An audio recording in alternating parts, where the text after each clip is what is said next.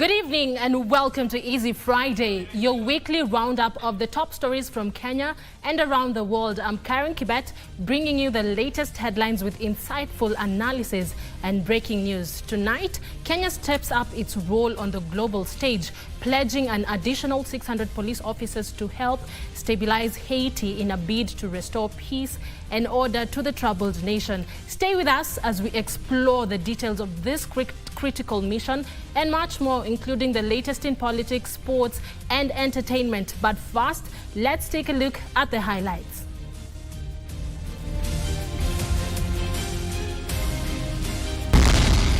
Additional 600 Kenyan police officers are completing their pre-deployment training and will be ready for duty next month. Showering up Haiti mission, Kenya promises another 600 police officers to the troubled Caribbean nation.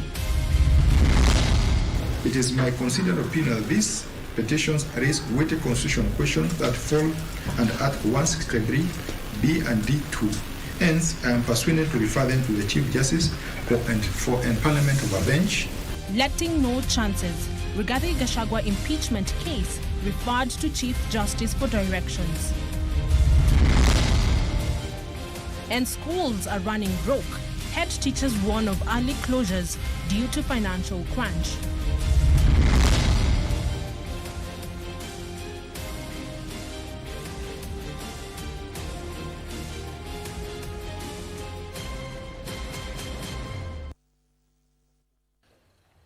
For those following with the help of sign language, we do have our interpreter Byron Abuli with us. Let's begin with our top story tonight. Kenya will deploy an additional contingent of 600 police officers to the multinational security support mission in Haiti. President William Ruto says the additional contingent will join the 400 officers who are already in the Caribbean nation as the international community seeks to restore peace and stability in Haiti. Ruto, who hosted the Haiti Prime Minister Gary Conille, who is in the country for a 4-day official visit, has in the meantime called on the international community to match up their commitments to the mission as the restoration of peace in the Caribbean nation might be hampered by personnel, logistical and financial constraints. Having deployed officers to Port-au-Prince in June for the multinational security support mission in June, Kenya is seeking to boost the number of security personnel in the troubled country as part of its efforts in leading the mission. I am pleased to announce that an additional 600 Kenyan police officers are completing their pre-deployment training and will be ready for duty next month. Our officers are working closely with the Haitian National Police to restore order, protect critical infrastructure, and create safe spaces where Haitians can thrive. President William Ruto and the Haiti Prime Minister Gary Conille says the mission that is now 4 months old has achieved great success in stamping out gangs in the country. And me and the Haitian people are extremely grateful to you for your leadership in this critical time. I also want to, of course, extend and convey the gratitude of the Haitian people to the Kenyan people for their commitment, engagement, and sacrifice. Today, you share with us not because you have extreme abundance, but because Kenyan people have made the determination that Haiti deserves their help and support. I commend the demonstrated professionalism of the MSS and urge them to remain steadfast in discharging their responsibilities. The conduct of MSS is a testament to the integrity of Kenya's security deployment within the country and around the world, which I am certain is one of the reasons Kenya was yesterday elected to serve at the UN Human Rights Council for the period 2025 to 2027. The mission, however, is likely to run into financial headwinds, with President Ruto urging the international community to meet their commitments. We have a budget that takes us all the way to March next year. So in terms of being able to support our officers on the ground, including those who are joining next month, we have resources to make sure that they have every support that they need up to March 2025. We are asking the international community to step up because our mandate extends all the way to October next year. I don't want to by any means describe this as being done or easy, but the work is being done house by house, neighborhood by neighborhood, to ensure that these people, the people of the Artemonite region, can once and for all find peace. Both nations, once stability is restored, hope to deepen bilateral ties and trade partnerships. John Jacob Curia, Easy Friday. Moving on to our next story, secondary schools across the country face early closure if the government fails to release part of the delayed capitation. Kenya Secondary Schools Heads Association National Chairman Willie Kuria says delayed disbursement of part of the 24 billion shillings capitation to schools has paralyzed learning in secondary schools, which threatens to jeopardize the smooth running of the forthcoming KCSE examinations. The debt burden in schools could see secondary schools close ahead of the schedule, with schools head decrying further delays in disbursement of capitation to learning institutions across the country.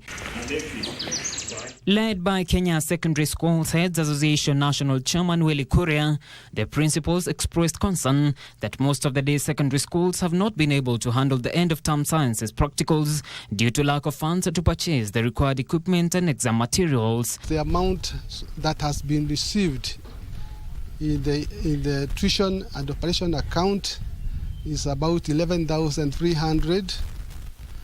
And this makes it difficult for schools to be able to operate because what is budgeted per learner is 22,224.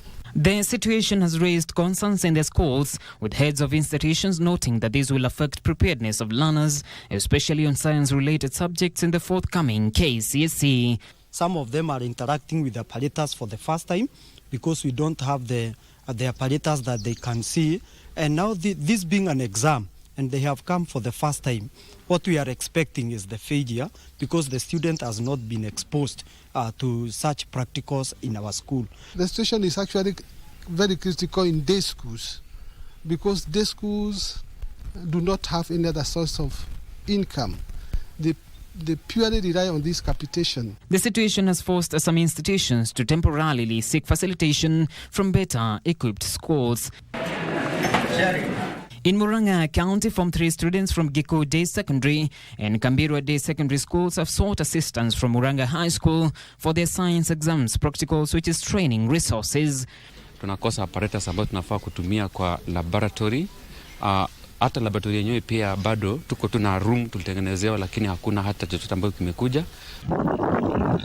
However, in a separate event in Meru County, Education Cabinet Secretary Julius Ogamba noted the government had already released the funds, insisting the ministry is committed to enhancing smooth learning across the country. The capitation was actually released, I think 2 days before time, or just on time for the students. But I've seen something in the news, in the papers, that there is an issue relating to finances.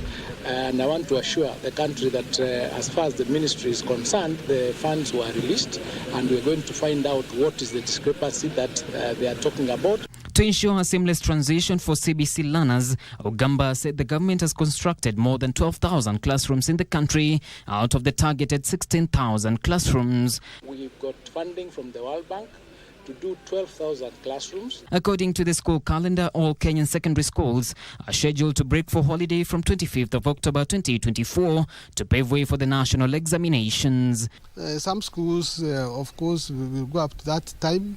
Others are maybe unable to go up to that time, not because of the fact that they are not willing, but sometimes they need to they are unable to push on because of the funds. John Kahiro, Easy Friday.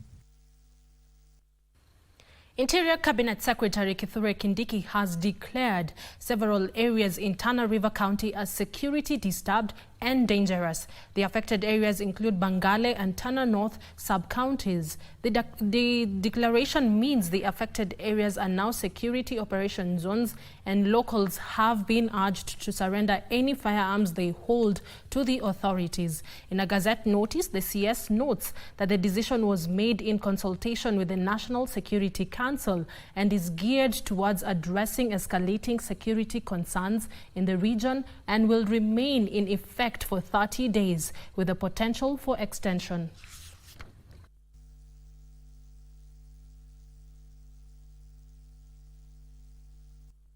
Police officers are closing in on the prime suspect in the Caren murders, Collins Jumaisi Kalusa, who escaped from Gigiri Police Station. Deputy Inspector General of the National Police Service, Eliud Langat, says they have received a tip-off of his possible whereabouts, and officers investigating the matter are on his trail.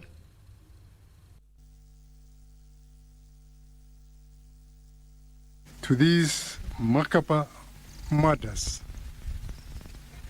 to these reprehensible acts of what I can only call a vampire.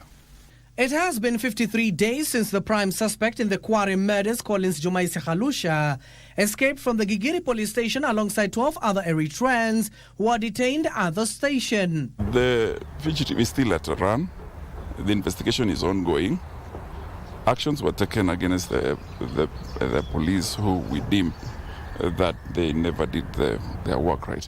Kalusha, who is accused of killing over 40 women and disposing their bodies in a dump site in Kware, has been on the run, and police now say they are closing in on him. We are closing into that suspect, and as soon as we close in and rearrest him, we will be ready to proceed with the rest of the investigation. Otherwise, we ask the members of the public continue to support us in looking for this fugitive.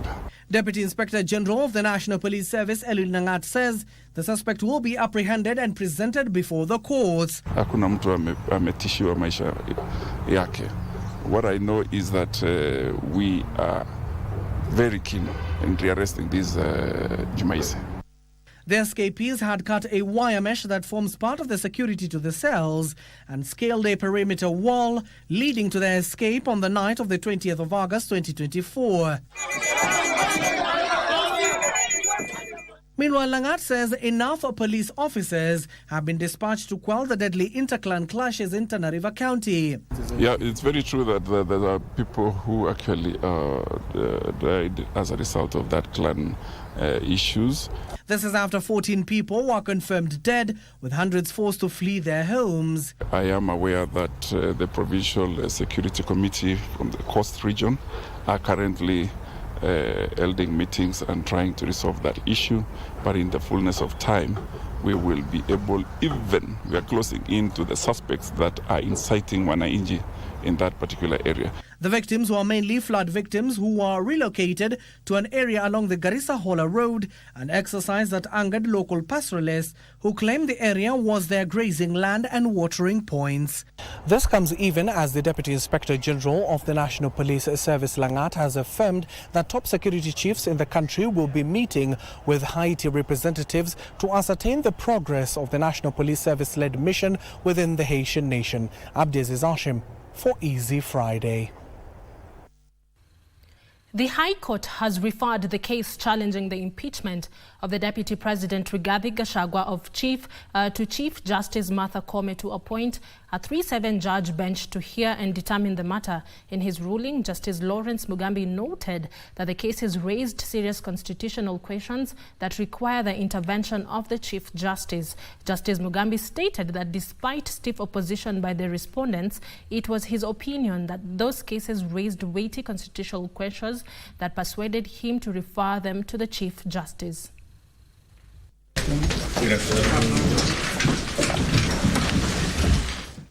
After lengthy submissions on Wednesday by DP's lawyers led by Senior Counsel Paul Muite and lawyers representing the National Assembly, the petitioners had submitted that the court should pronounce itself on the question of public participation conducted by Parliament ahead of the vote to impeach Gachagua, arguing it did not meet the required threshold. it is not only the test of novelty that determines the consideration of the constitution of a bench, as courts do not exist to serve the intellectual stimulation of elitists, but to serve the public in matters of great concern to them. And this one is one of those rare occasions that the court should arise to the occasion and serve the public with all the resources that it can possibly summon. The court had been informed that the DP was not given sufficient time to respond to the issues and should have been given at least 12 days to prepare for his defense. Yes, exactly. So I think directions will come and... Justice Mugambi ruled, given the extensive nature of these proceedings and the massive public interest the matter had generated, it would require the mind of more than one judge. That given the extensive nature of these proceedings, starting from the National Assembly all the way to the Senate, and the massive public interest of the matter has generated, it would require the mind of more than one judge to determine. Mugambi ruled on whether the current parliament is improperly constituted and thus incapable of carrying out the impeachment, required numerous minds of judges. The failure by the standing orders to integrate or provide for any mechanism for public participation and or a framework to credibly authenticate the outcome of public participation process were some of the issues that the petition has raised as requiring serious circumspection, considering the fundamental position public participation occupies in providing continuous legitimacy to the actions of those charged with the exercise of delegated sovereign authority under the Constitution. The court also noted, despite stiff opposition from the respondents, that the matter can be handled by a single judge who's unmerited. It is my considered opinion that these petitions raise weighty constitutional questions that fall under Article 163, B and D2. Hence, I am persuaded to refer them to the Chief Justice for empanelment of a bench. The lead petition shall be petition number E522 of 2024. With the Senate set to commence the debate from 14th October, it awaits to see whether the President of the Supreme Court, Martha Koome, will have a bench constituted by then. With the single judge having agreed with the petitioners that the case raises very weighty and unique challenges in the promulgation of the new constitution, all eyes are now set on the Chief Justice to see the number of judges that she will allocate to the case. Ruth Wamboi reporting for Easy Friday from Milimani's High Court. Sirisian Member of Parliament John Waluke is now a free man. This is after the Court of Appeal overturned his conviction and a 67-year jail term in a 313 million shillings maize scandal case. Separately, there was drama at Mbita Law Courts after the father of a 12-year-old boy was shot and killed at the height of the anti-finance bill protests, deferred with a verdict by the judge. More in our Scales of Justice segment with Frederick Pasayo. Sirisia Member of Parliament John Waluke and his business partner Grace Wahungu can now test freedom. This is after the appellate court overturned their conviction in a 313 million shillings case. In 2020, both were found guilty in the multi-million maize scandal case and were sentenced for 67 years and 69 years respectively. The ruling was, however, delivered by two judges despite having been heard by three judges, with one of them giving a dissenting opinion. The two jurists observed that the appellants have made a case to warrant the appeal. The appeal is accordingly allowed, and the convictions and sentences imposed on the appellants are set aside. The appellants shall forthwith be set at liberty unless lawfully held. Separately, drama unfolded outside the Mbita Law Courts of Mabe County after a father of a 12-year-old boy, Kennedy Onyango, who was shot dead during the anti-finance bill protest in Nairobi, disagreed with the court ruling. Police were forced to use tear gas canisters to disperse family members who had accompanied him. In her ruling, Principal Magistrate Martha Gutu ordered the body be handed over to his mother for burial, as the aggrieved father, Dennis Okinye, had failed to convince the court of his marriage to Jacinta, the boy's mother, as he had abandoned them following their separation in 2022. It is evident that he neglected his children. He deserted the deceased in his lifetime, even though he was the biological father. It will be depraved to claim him at his death. Parsai Frederick, Easy Friday. The inaugural winners of the First Lady Mazingira Awards were treated to a game drive at the Nairobi National Park. The winners, who toured the park in the company of the First Lady Rachel Ruto, were urged to learn about wildlife and become ambassadors of environmental conservation and protection of the country's flora and fauna. Our reporter Yusuf Farah has details of some of the sights and sounds from the early morning game drive.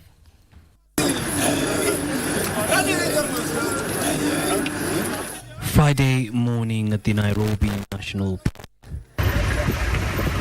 The young learners who aced the competition to emerge as the winners of the First Lady Mazingira Awards had an opportunity to tour the national park.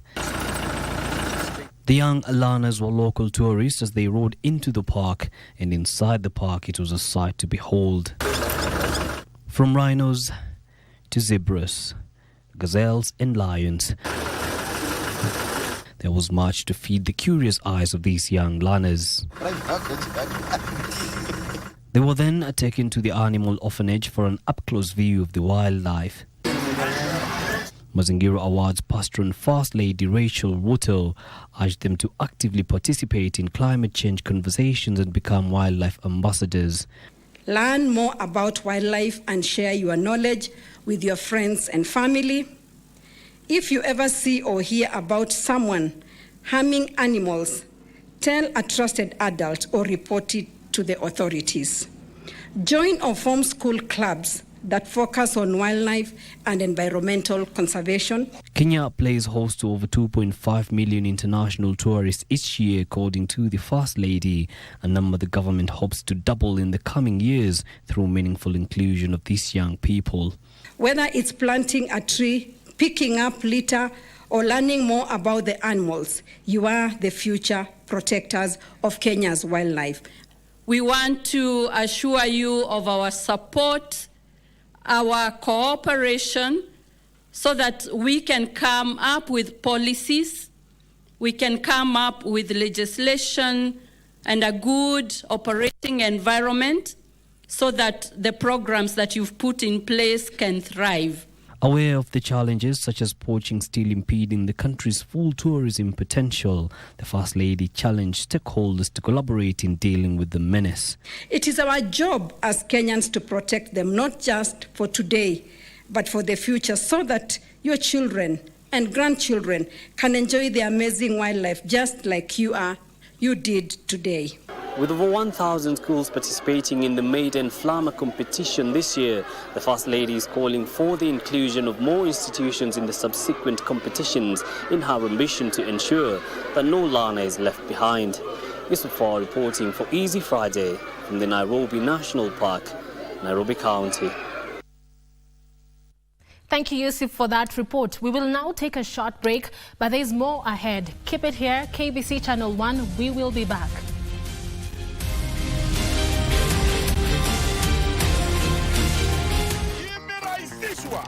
Sasa kuna njia mpya na raha hizi ya kucheza avieta. Dial *419# kwenye simu yako na ucheze wakati wowote. Welcome to the Kenya Deposit Insurance Corporation, or KDIC, a state corporation established under the KDI Act Cap 487C. But who exactly are we? KDIC provides a deposit insurance for customers of member institutions. This means we protect your hard-earned money deposited in banks, giving you peace of mind knowing that your savings are safe. KDIC is also mandated to receive, liquidate, and wind up troubled banks, as well as provide incentives for sound risk management. We are here to protect your bank deposit and, together with other safety net players, ensure a stable financial system. KDIC, safer, stronger, together.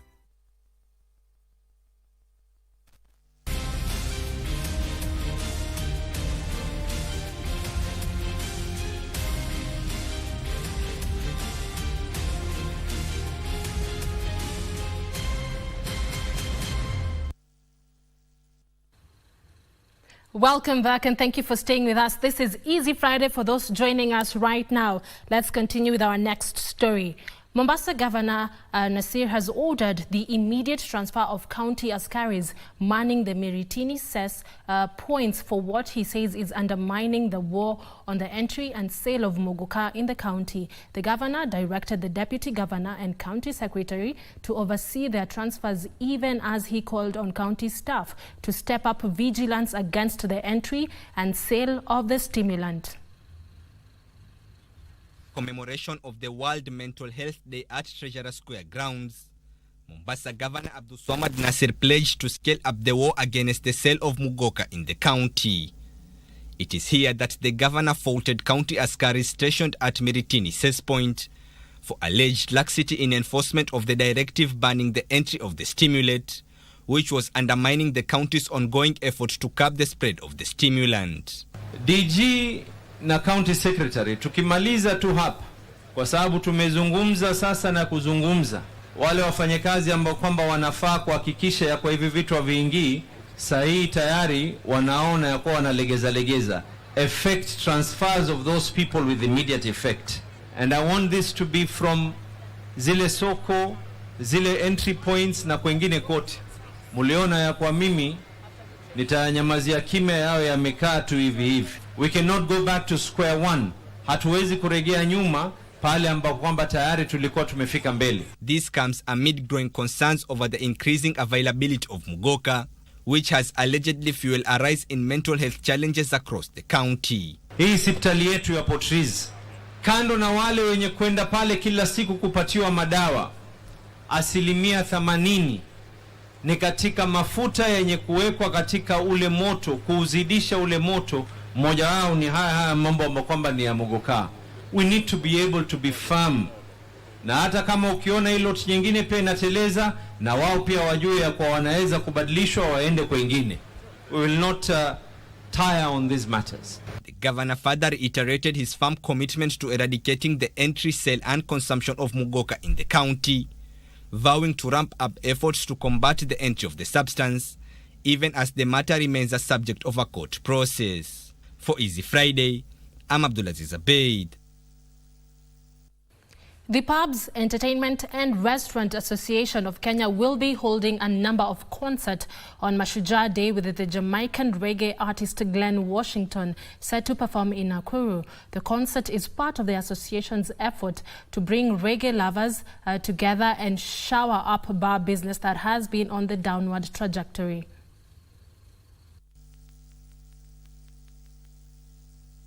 Perak, we are now 20 years old this year, and we decided we have to reach out to our members and our customers down on the ground in the cities. This series will constitute Nakuru, Nairobi, Mombasa and Kisumu. For Nakuru, we've said we have to start with a bang, and that bang is an international artist known as Mr. Glen Washington with the State of Emergency Band. I'm looking forward for us to come together and have a wonderful, wonderful time. Nakuru, Nairobi, wherever you go, that's where I'll be. For to me it would be a disaster. Kapsabet Referral Hospital in Nandi County remains deserted after healthcare workers went on strike, halting service delivery in the hospital. The strike has led to the closure of over 300 other health centers within the county. Consultation rooms in various hospitals within the county have remained under lock and key with no patients in sight. Religious leaders have weighed in on the prevailing situation, urging Nandi County Governor Stephen Sang to intervene. County Senator Samson Cherargei has faulted the county, saying that despite receiving substantial funds from the national government, they have not fully addressed the needs of healthcare workers in the county. We call upon the county government of Nandi to initiate an urgent forensic audit of its payroll system to decipher between ghost workers and genuinely employed staff. The pathetic situation at Kapsabet County Referral Hospital and other hospitals across the county is very worrying. Despite having received over 60 billion through the shareable revenue allocated to Nandi County in 7 years, among other sources such as own source revenue and conditional grants, Governor Sang should therefore take personal responsibility for the mess in Nandi County and be held liable as a chief county executive officer in charge of the county, and stop subjecting innocent workers to torture and joblessness and causing lack of service delivery to the people of Nandi. Students from Kasarani Group of Schools in Nairobi have made history after clinching the coveted East Africa Debate Championship title. The annual competition held in Dar es Salaam, Tanzania, saw young debaters from across the region come together to showcase their skills. The debaters from Kasarani stole the show, securing their place in the upcoming World School Debate Championship in Poland. Their fellow students, teachers and parents came out in numbers to celebrate the winners. Kasarani Group of Schools has long nurtured both academic excellence, leadership and communication skills among its students.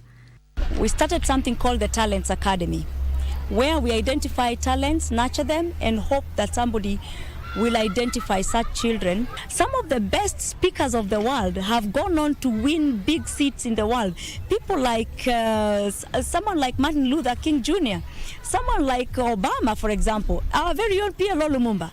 This is all about ability to speak. The East Africa Debate Championship, held in Dar es Salaam, Tanzania, brought together 200 schools from the region, including Kenya, Uganda, Tanzania, Rwanda, and beyond, to debate various socio-economic issues across various categories. It's a very challenging one, like on economics. Then there was one on integrity and social life. Like there was a topic that it is better to be right than being kind. So that one was very tough. In fact, we debated that one in semis. You know, we are teaching them the values to be kind. The team's captain, Ricky Amani, credits hard work to the win. And for us to come and bring this trophy back home, we really needed much practice. I have 2 international medals, one containing second best public speaker in the senior sector, and the other one containing the best debater in the senior sector. And the 2 Eastern African medals are for the good things and the team spirit I had in collaboration with the team. This trophy explains that we came 3rd place in amongst 200 teams, which made us very proud because we really worked hard and smart to be here today. And do not let his tiny stature fool you. Ephraim Masfin embodies the spirit of never say die. He won the Spirit of the Competition award. Well, the spirit of competition shows that we worked hard, and we never give up, no matter how low the teams brought us up. We always managed to find a way to slip through the cracks and win. It's not that you can always be winning. We also got taught that we are the best in what we do, as long as we put our mindset onto it. The experience has fueled their ambitions, with many now eyeing careers in law, politics and advocacy. I would want to be a judge of debating in the future, so that I can also judge other debaters and public speakers. Debating can get me a job and scholarships. Like, let's say you can become an MP. The young debaters now prepared to take on the world stage for the international competition in Poland. We might need anything between 200 and 300,000, if not more, but I need the Ministry of Education, somebody to identify the need and come and aid these children in their traveling to Poland. And I'm also expecting that when we get to Poland, and this is the greatest expectation, we will take the best. Maria Ambo reporting for KBC, Channel 1.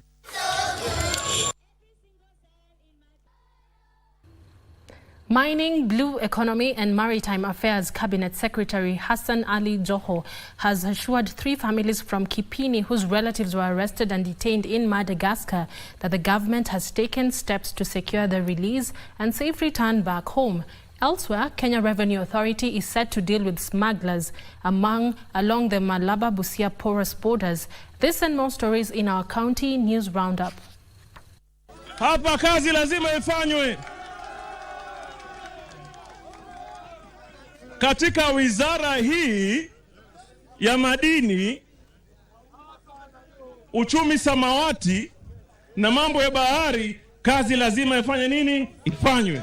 Mining, Blue Economy and Maritime Affairs Cabinet Secretary Hassan Joho assured families of fishermen detained in Madagascar that the government has taken steps to secure their release and safe return back home. Vijana sasa tuwapangia mpango wa kurudi. Kwa uwezo Mwenyezi Mungu, kama kesho kutwa watafika hapa na atakuwa tumesonga mbele. Elsewhere, Kenya Revenue Authority KRA is set to heighten surveillance to curb smuggling of goods along the Malaba-Busia porous border.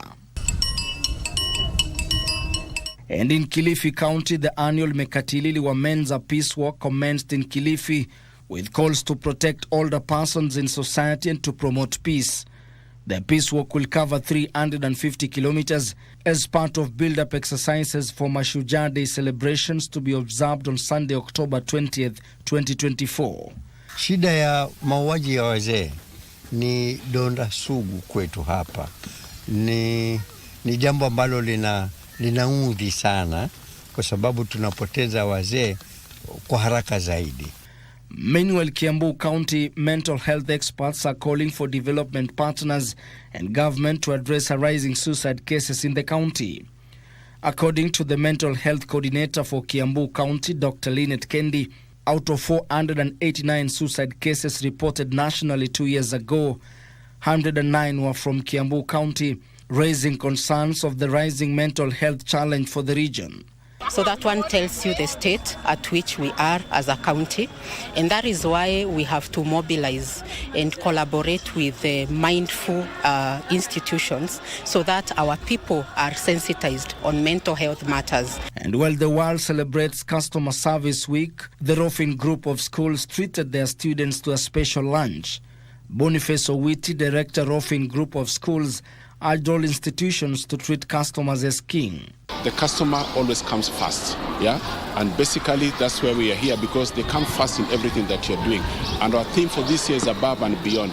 Above and beyond means that as you look at the customer, we're also looking at our staff as well, yeah? And we're also just trying to appreciate them in a very, very special way.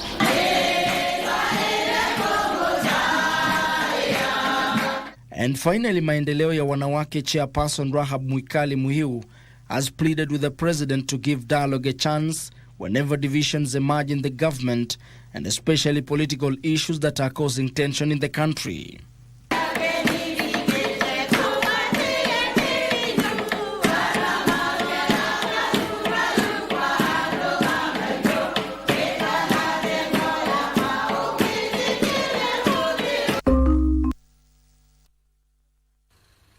In many African cultures, the preservation of traditions is viewed as the key to maintaining identity and community ties. However, the pressures of modernity, globalization, and technological advancement are causing some of these traditions to fade away.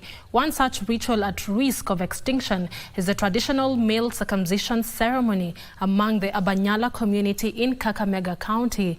Our reporter Jackie Wambiru brings us an in-depth look at the struggle to preserve this sacred rite, where centuries-old practices are now contending with the growing influence of hospitals and social media.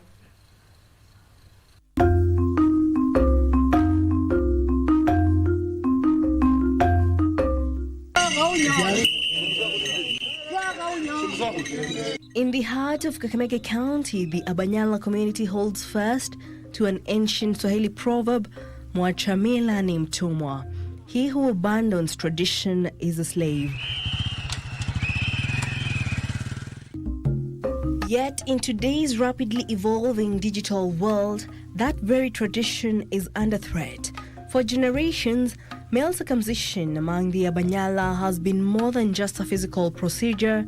It's a rite of passage, a sacred ceremony deeply intertwined with cultural identity.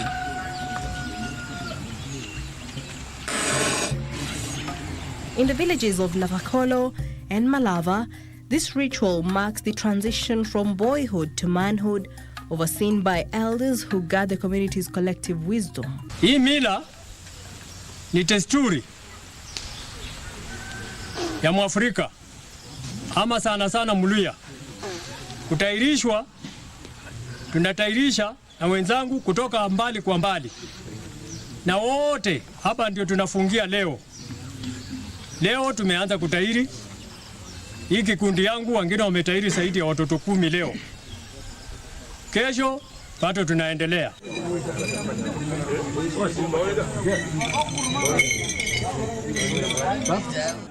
But now, as the number of elders dwindles and fewer young men opt for the traditional route, the community faces an alarming question: can this vital practice survive the onslaught of modernity?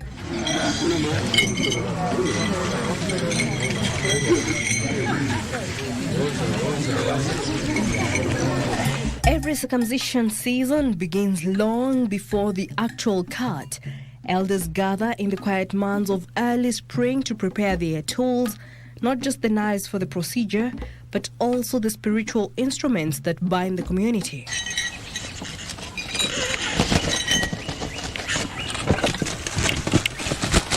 A white rooster is selected, a symbol of purity and sacrifice, to be slaughtered in a ritual known only to the elders. Its blood is believed to cleanse the knives and make them ready for the transformative rite. The bird is slaughtered and roasted over a fire without plucking feathers, and the meal shared only among the circumcisers. Outsiders are strictly forbidden from this sacred place, a measure meant to protect the spiritual integrity of the act.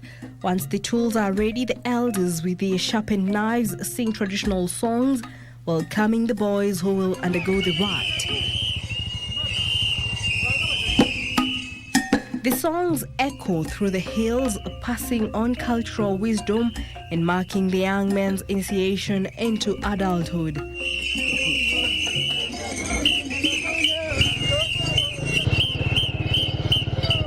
Musa akishatoa mtoto yake anataka kutairi.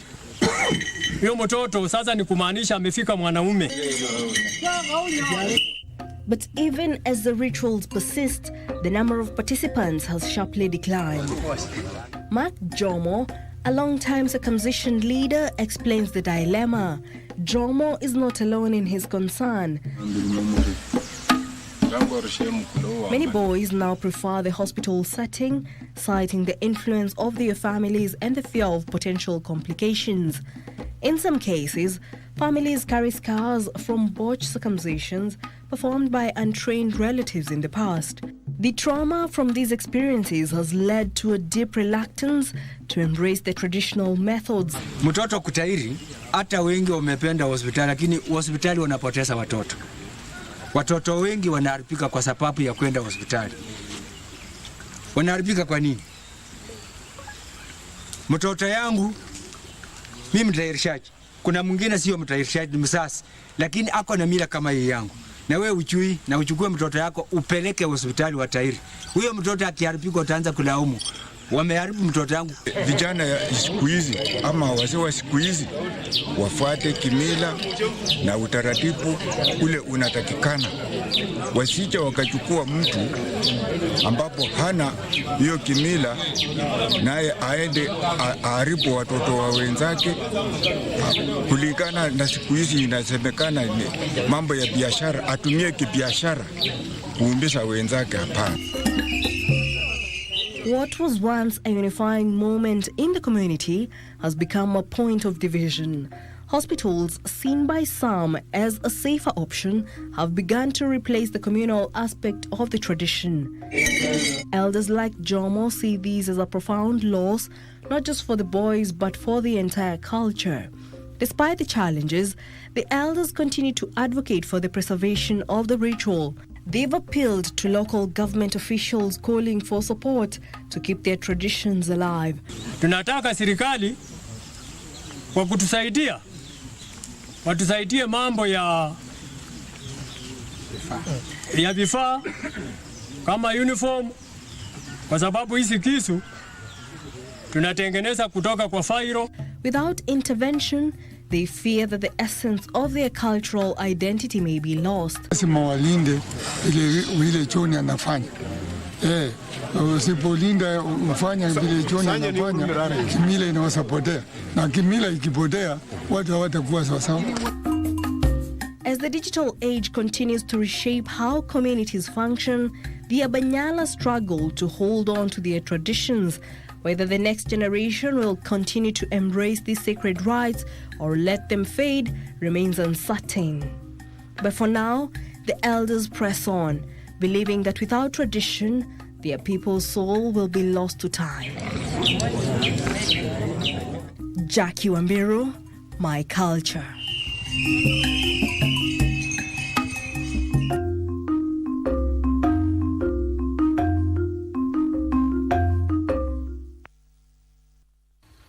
Now, a new report by ID Insight in collaboration with the Bill and Melinda Gates Foundation has received substantial gaps in the integration of financial and non-financial data within Kenya's health sector. According to the report, Kenya's health financing decisions are based almost exclusively on financial data, while critical non-financial data such as health service delivery metrics and patient outcomes are largely overlooked. Disconnect, the study suggests, is contributing to inefficiencies in the sector and limiting the country's ability to achieve optimal health outcomes. Speaking during the report dissemination event in Nairobi, Dr. Frida Njogu Ndongwe, ID Insight's Regional Director for Eastern and Southern Africa, emphasized the importance of integrating both financial and non-financial data for more effective budget decision-making. We want to see government and even parliament, when they are, when they are holding government to account for, say, for instance, investments in health, to not only ask, how did you spend this money? We want to hear, why are women still dying? We want to actually see people using both health outcome data and these other data to actually determine whether to provide oversight to the executive. According to the study, financial data, which is reported through the Integrated Financial Management Information System, IFMIS, is disconnected from non-financial health data, which is tracked via the Kenya Health Information System. The missing point at this stage is that government really doesn't know how to track or doesn't have the capacity to track well the outcomes. But when we add indicators to the program-based budget that shows outcome data, that links the outcome of the government programs, then we should be able to tell where is the money getting lost along the way. The report also notes that while Kenya has increased its health expenditure, the spending is not traceably linked to improved health outcomes. For instance, maternal death rates in the year 2018 to 2020 were at 365 deaths per 100,000 live births compared to 355 deaths per 100,000 live births in the year 2021 to 2022, while neonatal death rates in 2018-2019 were at 22 deaths per 1,000 live births compared to 2019 to 2020, which were at 21 deaths per 1,000 live births. We are barely moving the needle. Despite a lot of investments in this space, we've had Linda Mama, we've had all these things. Kenya's health sector, according to the report, can learn from the education sector, where school boards of management play a critical role in accountability, something that is largely absent in the health facilities. Who is responsible for efficient service delivery? The hospitals, it is the board, is it the ministry? Education has a bit of that, especially at the universities, whereby the university boards are held for both financial and non-financial performance. Maria Ambo reporting for Easy Friday.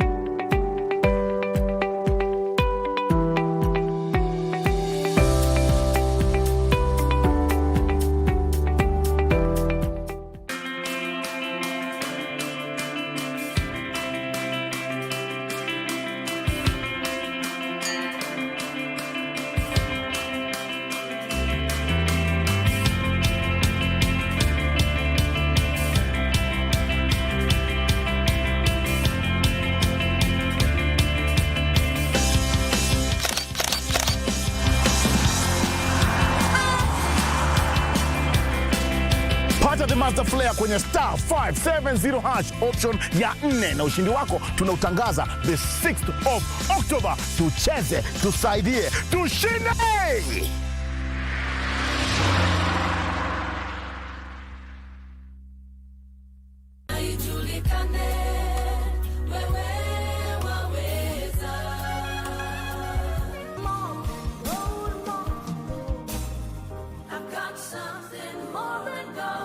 To understand this inspiring story behind why he is on a border and all this time still holding a Bible. Katika mahali nimezaliwa ilikawa kidogo nimeform grupu ya vijana. Sasa kazi yetu kuharibu, hakuna kupembeleza. Na kila wakati mchana ulikuwa unatembea na panga yako kwa mfuko. Unaka suspect. Nikarudishwa jela, pastor, nikarudishwa jela. Industrial tena.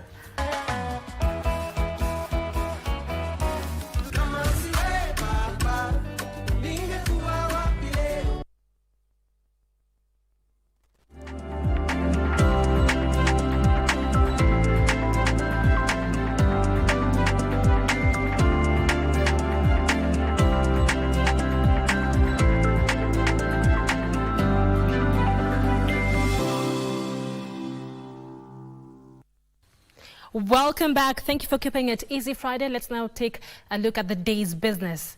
The Kenya Revenue Authority has commissioned a trade facilitation center at the Malaba border post in a move aimed at addressing trade delays at the busy crossing point.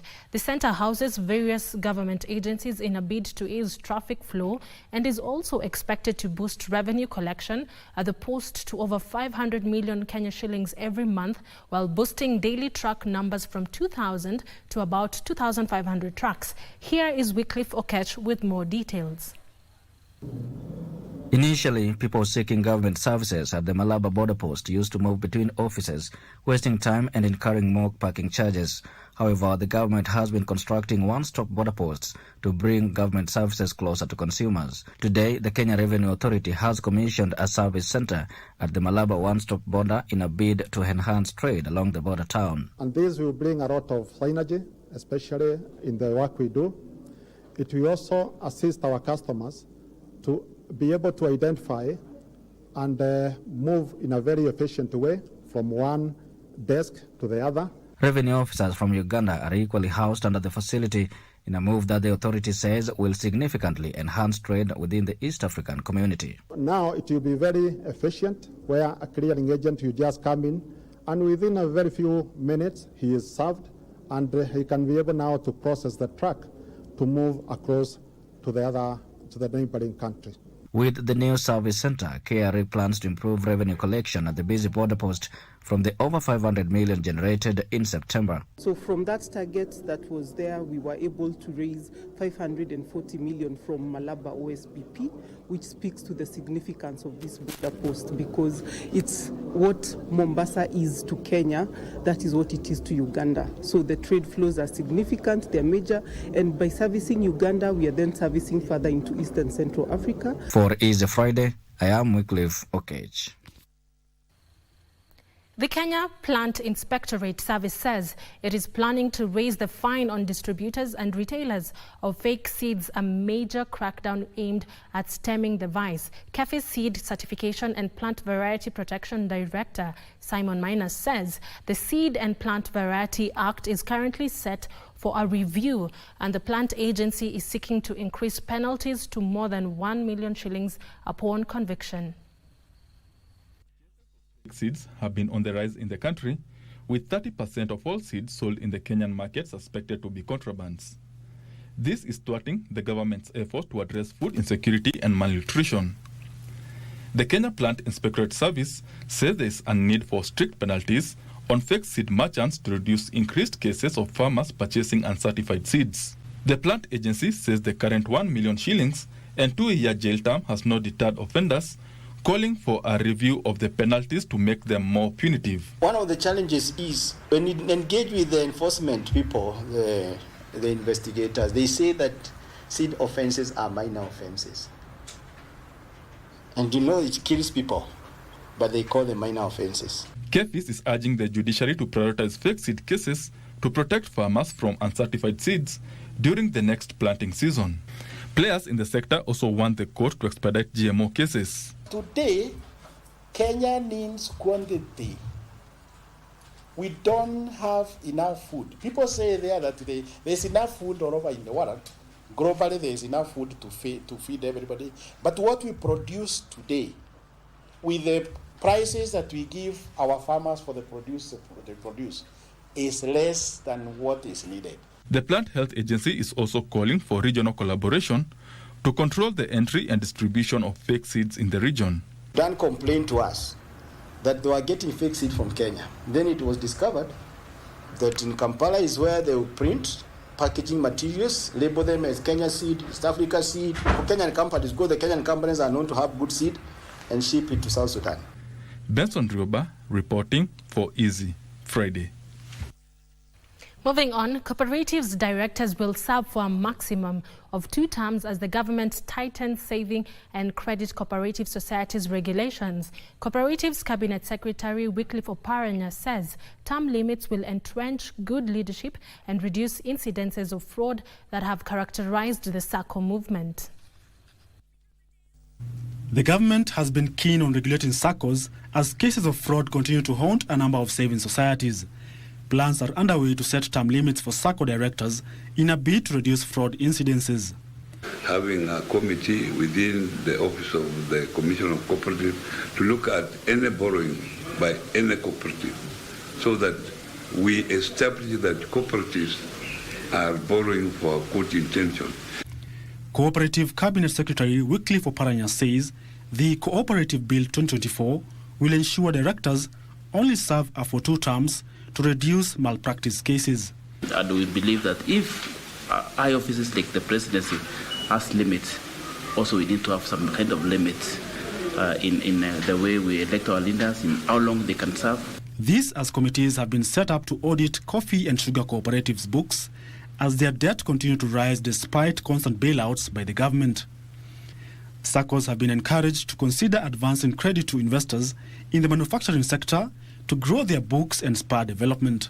We can use this model to empower people and make them be productive in their various ways. Even in our space, we are looking at Kenya, the big SACCOs, the Police SACCO, Mwalimu, Harambee, Stima, their membership also should start driving towards 1 million plus. They were speaking during this year's Savings and Credit Cooperatives Association SACCA Congress that brings together 42 countries from the continent. Ian Muse for Easy Friday. Standard Chartered has set aside 8.75 million Kenya shillings to scale up 7 sustainability women-led startups. As part of the 7th cohort of the Women in Tech Incubation Program, the entrepreneurs who exemplified the spirit of innovation and resilience underscored the pivotal role that technology and female leadership play in driving sustainable economic growth. Standard Chartered Managing Director Kariuki Ngari noted the surge in innovation and investment aimed at creating sustainable solutions in the face of rising importance of environmental, social, and governance practices across Africa. On milk, yes, I'm a farmer. So I'm just listening to her and listening to see, yep, there's a real problem that you're trying to solve. Let's ensure that you can monetize that because that is what makes a difference. So looking forward to hearing even more powerful stories. To me, that's what inspires me. For those of you who did not make it, from the people who made their submissions, you've got something. See what you can do about that something, whatever it is. Don't just focus and say, I was not among the pre-selected 15. Just focus and say, what can I do? What can I learn from Strathmore? Is there something that I can pick up? Because that is what is going to make the difference. Thank you. Agricultural industry leaders have emphasized the urgent need for farmers to adopt sustainable energy practices to mitigate post-harvest losses that continue to plague the agricultural sector. Speaking during the 8th Global Solar Off-Grid Forum at the Kenyatta International Convention Center, Karthik has, the Vice President of International Business, highlighted the critical role of reliable off-grid cold storage systems in enhancing food security and improving farmers' incomes.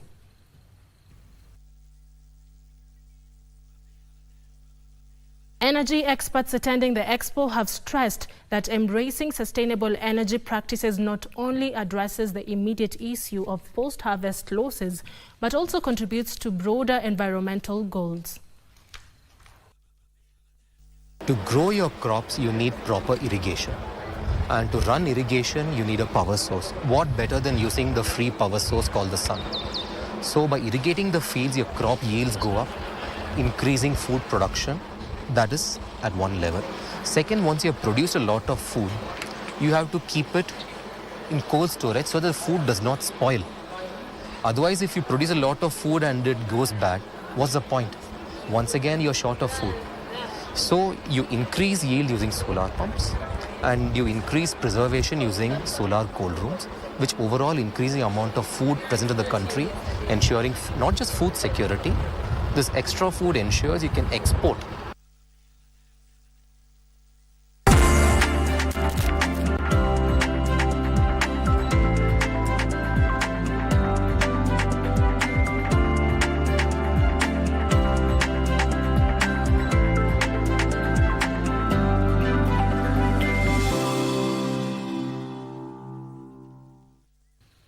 The government has been challenged to scale up efforts to deal decisively with cases of gender-based violence, defilement and teenage pregnancy. Speaking at an event to mark the International Day of the Girl Child that took place in Nairobi, stakeholders noted cases of girls dropping out of school due to early marriages and poverty have reached an alarming rate in the country. The celebrations were marked under the theme Girls' Vision for the Future. Timothy Kipnusu reports.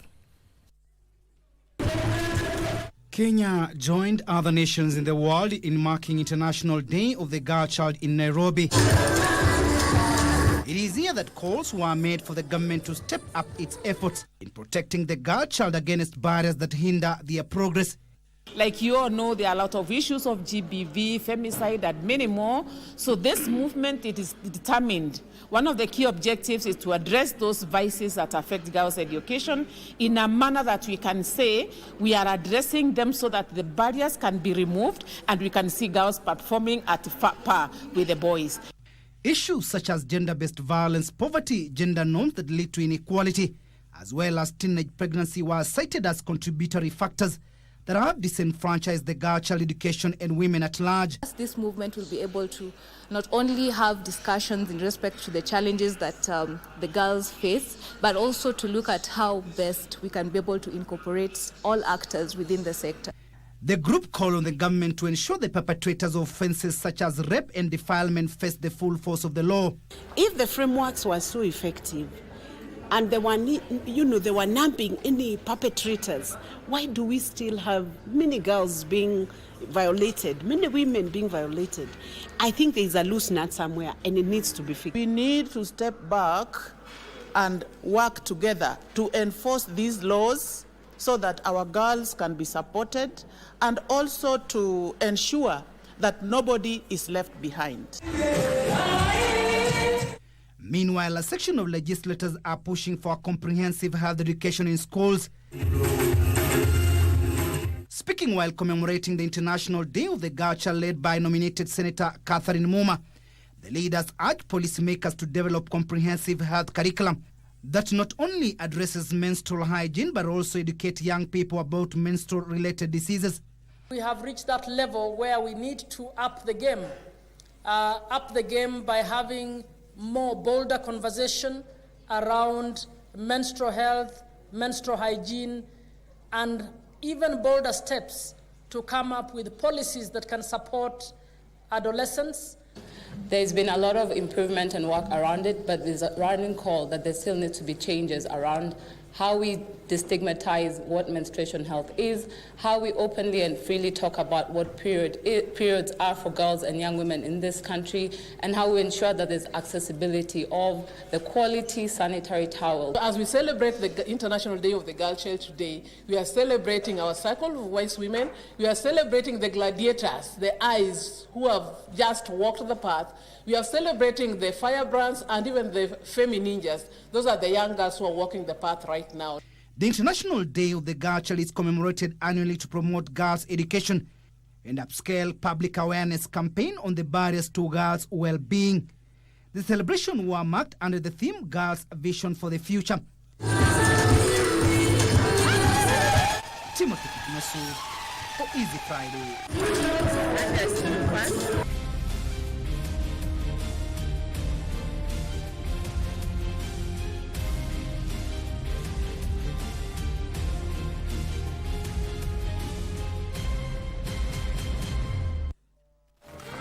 Avieta imerahisishwa sasa, kuna njia mpya na rahisi ya kucheza Avieta. Dial *419# kwenye simu yako na ucheze wakati wowote.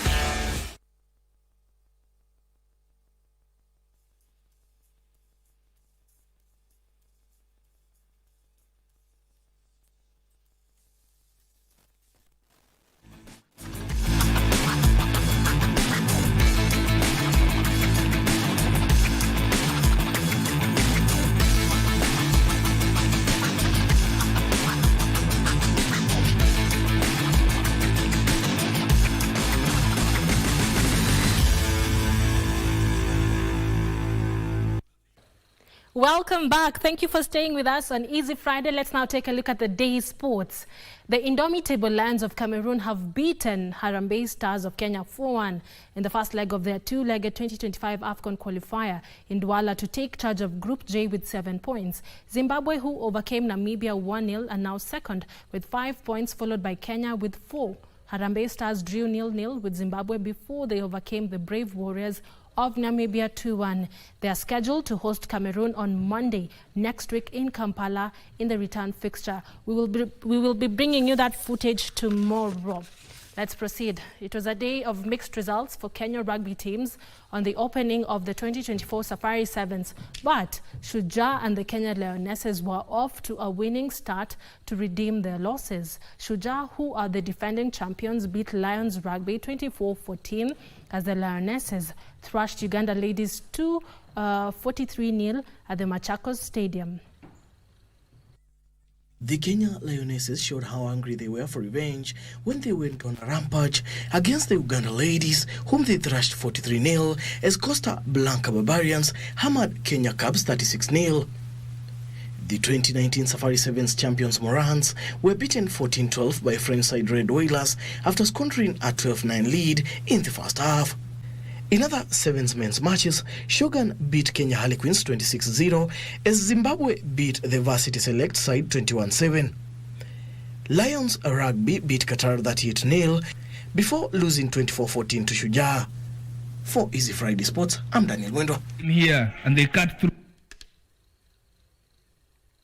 Eritrea continued their dominance in the ongoing CAC Road Cycling Africa Championship in Eldoret, Uasin Gishu County to ensure a clean sweep in the junior men and women road races, where Kevin Teklemarian and Nado Segei emerged victorious respectively. Kevin Teklemarian led Nahom Ephraim and Siem Eyob to an Eritrean podium sweep in the junior men's road race, where he took a time of 2 hours, 23 minutes and 38 seconds to clear the distance of 100.8 kilometers. Kenya's Ian Kipchirchir and Billy Magwana took the 9th and 14th places respectively. In the junior women's 67.2-kilometer road race, Nado Segei of Eritrea took a time of 2 hours, 3 minutes and 8 seconds to take the title ahead of Uganda's Nantume Maria, as Segei's compatriot Eldana Bereket finished third. Sherry Jepkemboi, who was the lone Kenyan in that race, finished 13th in a time of 2 hours, 5 minutes and 9 seconds. Very good the weathers. Everything is peerless. And same to as Asmara. is same in Eritrea. It's not the first time to compete to represent Kenya. It's a second time to represent Kenya. Yeah, and I'm getting more experience to the races. Yeah. Defending World Cup and Copa America champions Argentina were held to a 1-1 draw by Venezuela as Lionel Messi made his return in the 2026 FIFA World Cup qualifiers. Nicolas Otamendi's header opened the score for the Argentines as Solomon equalized for Venezuela in the second half. In other matches, five-time World Cup champions Brazil edged past Chile in a 2-1 thriller, while 10-man Bolivia beat Colombia 1-0.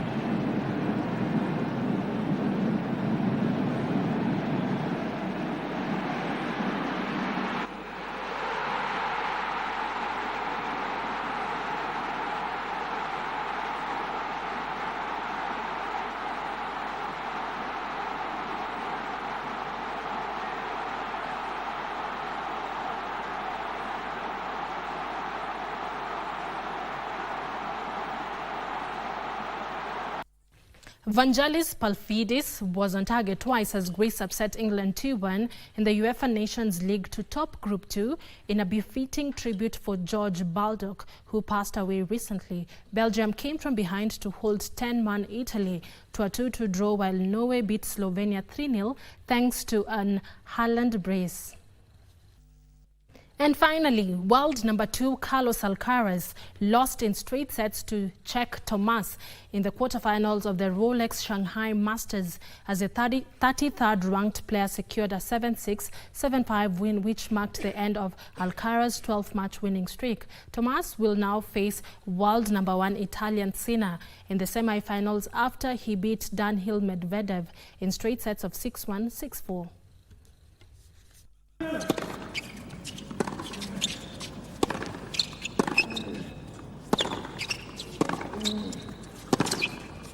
Oh, what a finish.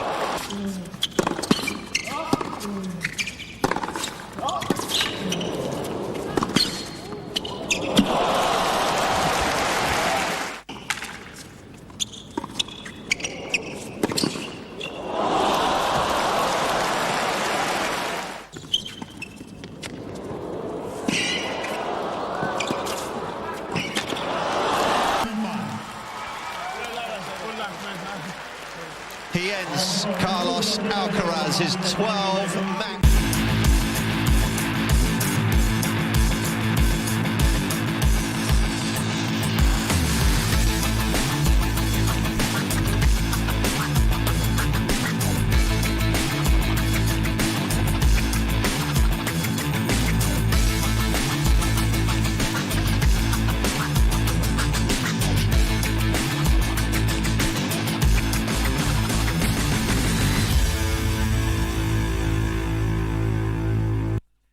And that brings us to the end of tonight's Easy Friday. It's been a pleasure having you with us, and we hope that you've enjoyed the stories we've shared.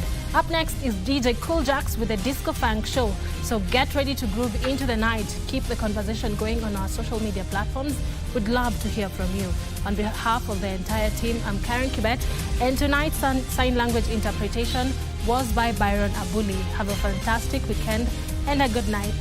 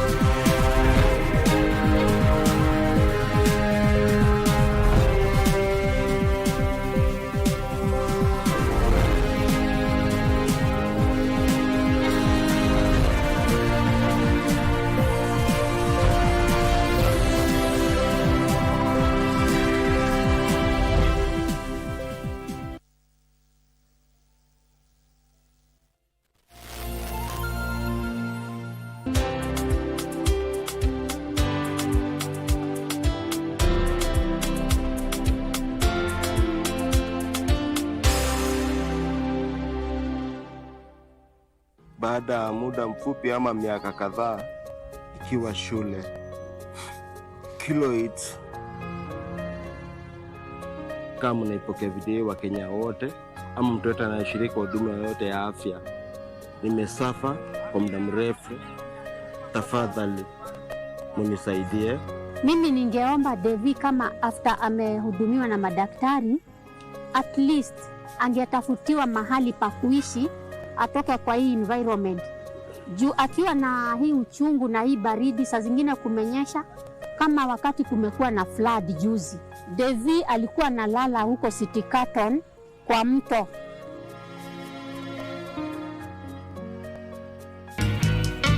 So can we trust him? Of course not. Why have I been locked out of G&J? Nix, unajua uamuzi yenye ilifanywa na board. And I've put so much into this company. Are you here to pass your goodbyes? Hey, wewe. We ni nani? What do you have for me? Sikupoa. Wakili. I need you to set up a meeting with Millicent. It's urgent. I want this case dropped. Whoa. They are forcing my hand, Nick. They are forcing my hand. We have to make a decision before 4 p.m. I trust you in this, so do it. No food, no water for 2 days. What?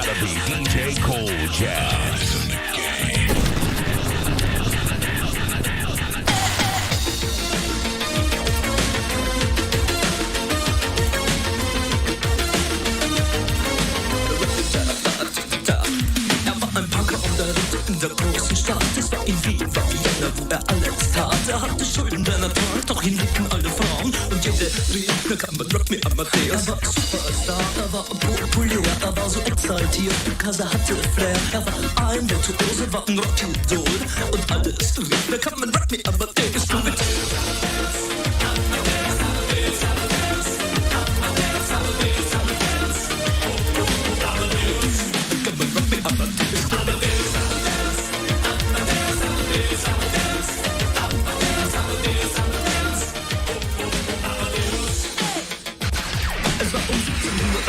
Es war irgendwie nur Plastic Money, die Banken gegen ihn. Woher die Schulden kamen, war wohl jedermann bekannt. Er war ein Mann der Frauen, Frauen liebten seinen Punk. Er war ein Superstar, er war super